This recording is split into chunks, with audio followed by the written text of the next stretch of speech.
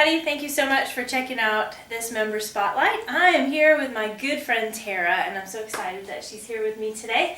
Can you tell us a little bit about yourself and how you got started leading worship in the first place? Well, my name is Tara. I get to serve as a worship leader at the Point Church in Russellville, Kentucky. We are a brand new plant still. We just planted in January, so we're still in the beginning stages, so it's fun. I actually started leading worship about 5 years ago. I met the Lord in a worship service and got drafted onto the worship team almost like the next week. Oh, wow. Yeah, and the worship leader saw something in me, and he just continually called that out of me. And kind of within, I'd say about a month, he had me lead a song, and then it was like every other Sunday I was leading songs. So learn as you go. Yeah, I got just thrown into it, and it was really awesome. And I immediately knew that that's what I wanted to do with the rest of my life. And then went off to the International House of Prayer University and studied up in it. And whenever I came home, had that opportunity to really step into that leadership role. And I've been doing that for the last 2 years, and it's been really fun getting to do the reverse and like pour into the kids that are behind me and seeing the same thing and just watching that process continue. Sure. So it's really fun. It's been good. And it's neat too, because I know a little bit about your worship team. You actually have people older than you and younger than you, and I think it's such a neat mix. It really is. Yeah. The dynamic is really interesting, and I love the way that we are able to work together. Yeah, me too. It's really cool. So yeah. Awesome. Well, can you tell me about one of your favorite worship experiences? I mean, you already alluded to the fact that you actually met the Lord in a worship experience. Yeah. Would that count as like your favorite or one of your favorites, or? It's definitely in the top 5. For sure. I would think so. Yeah. That in itself was an amazing experience because his presence was so tangible in that moment. If I would have opened my eyes, I would have seen the man Jesus. It was that real. There have been several worship moments that have been in that same caliber, like they're right up there together. There was one time that I was in my room and I was alone, and I was just playing the keys and I was singing a song, and then I ended up praying like through song over my family, every single one of them by name, and just the presence of the Lord, I felt it just hover over me, and I had to get off the keys and I just laid on my floor for like 20 minutes, and it was just incredible. I just bawled. Yeah. That's probably one of my favorites. I could go on forever. Sure. Well, I think all of us have more than one, but I love that because so many times we think of worship experiences as being these like put on large sort of events, right? That has big bands and big sound systems. But I just love that you talked about that because for me as well, some of my most amazing moments with the Lord have been alone with Him. And I love that. I think those are the most precious. Yeah. Because, like, it's real. It's not, like, there's no other person that's, like, helping you feel it. Or you're not imitating anything. Like, it's all you and him in that moment. So it's really cool. Exactly. Yeah. Well, since you've been doing this for a couple of years, I know you probably listen to a lot of worship music and new things, old things. And I'm just curious if you see any kind of trend happening right now in the world of worship music. It definitely has a unique sound from any other genre of music.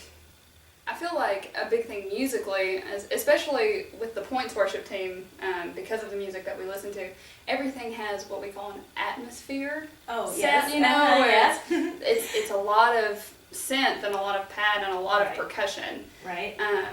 And just about anything you listen to, especially if it's a more, quote-unquote, intimate worship song, that's what you're going to hear whenever it starts out. You're going to hear, it's almost like a sound that you don't hear, it just wraps around you. You know what I mean? It's not like a string sound necessarily that's real, like, specific. It's it's sort of a general... Yeah. That's the sound. That's it. That's the sound. That's the sound. And, I mean, it's awesome. It's really cool. But it's definitely... pervasive. Yeah. For sure. Yeah. I agree. I Yeah. agree. Yeah, lyrically, I would say a lot of songs recently I feel like are coming from more of an honest, raw place. Mm-hmm. It's a lot of secret place songs that are coming out, which is really, really cool because I feel like people are able to listen to that and they can take it as a prayer and like they just begin to live that. Mm-hmm. And I mean, I love the really hype, big worship songs, that are fun and you can dance to. Yeah. But those like raw, ow, that hits a spot that needed to come out songs, oh, they're so good. Yeah. And like there really have been a lot of releases of that recently that I've really enjoyed. So yeah, I agree. Good. Okay, I know this is really hard, but can you pick one or two or three? Some people give me like lists of like 5, Yeah. but your favorite song right now to use with your congregation? Reckless Love. Oh, I love that song! Hands And I learned it because of you! Hands down my favorite song to lead. We have led it at different events. We get to participate in community nights in Russellville, which is a really awesome ministry. Mm-hmm. And we sang it this past Sunday night by request of the people that lead that ministry. And we're like, yeah, we were planning on doing it anyways. Because we love it so much! We did it in the front end of the set, and an altar moment broke out, and people were just pouring to the altar and just, releasing all this stuff. It was so good. And I got to do like a spontaneous chorus in the middle of it, so that was fun. But that is hands down my favorite worship song right now. Corey Asbury is an amazing songwriter. He's so anointed, and it pours out in that song.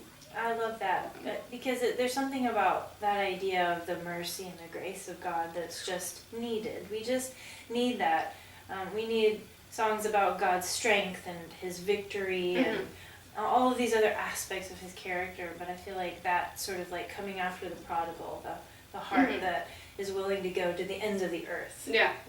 For someone. It's just so needed. Yeah. It really is. I got to pray over somebody last night, and in the middle of the prayer, I just busted out in that chorus because it was so needed. Like, they just needed to hear that. Hear the reckless love of God is pursuing them. And it's such a reality song. It's like, this is the life that we're meant to live, is in His reckless love. And so it's just so good. That's awesome. But, yeah, I love that song. I could give you a few more. Have you heard In the River? No, You haven't heard but In the somebody else River? has said that very same thing to me. It's I need to more go listen to it right now. Yeah, it's a more upbeat song that we get to do, but it's really, if you take a step back and kind of ignore the music and just listen to what it's saying, such a good song. Like, it's just talking about how we are alive in Him. He is the river of life that we're living in, and so it's just really good. That's awesome. It's just a good one. But yeah, Reckless Love is top. Awesome. Well, thank you so much for your time today, and I just want to say I'm so glad that you're a part of our community. I'm glad to be a part of your community. I love you.